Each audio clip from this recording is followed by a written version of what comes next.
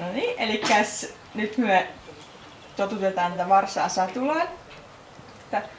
Koetaan pitää varsa rentona koko ajan, niin kuin näkyy, se on aika lunkki tässä tilanteessa. Se on aikaisemminkin tottunut tässä seisomaan.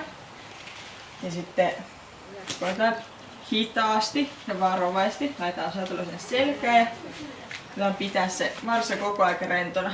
Et jos se tässä tilanteessa pakenee paikalta, niin odotetaan, että se pysähtyy ja sitten otetaan satula pois, laitetaan se uudestaan sinne selkään niin kauan, kunnes se pysyy rentona kyseisessä tilanteessa. Pieni tyttö.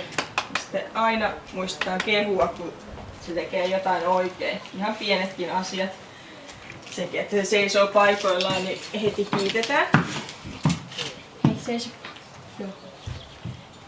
Sitten satulovyön kanssa Altaan kanssa rauhassa. Et sehän saattaa olla varsalle aika shokki, että yhtäkkiä joku puristaa sen mahaa. Ja tämähän siis on ajokoulutettu ja se on tottunut tähän, mutta se ihan siltä näitä. Ja sitä kiristetään sitten reikä kerrallaan molemmin puolin. Ja jos hevonen jännittyy, kun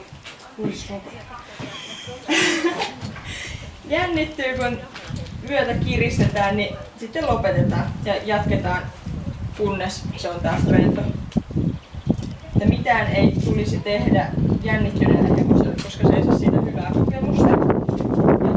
Ja tällöin hevonen kokee satulan tyhmäksi jutuksi ja sitten siitä tulee ongelma hevonen satuloidessa ja sitten se potkitaan. Tai se potkii teitä ja sitten se myydään ja joutuu kiertoon ja seuraavaksi on teurastamolla ja sitten on ruokapöydässä. Hei, seiso! Niin. Pieni tyttö. Pieni tyttö. Näin. Näitä vaan.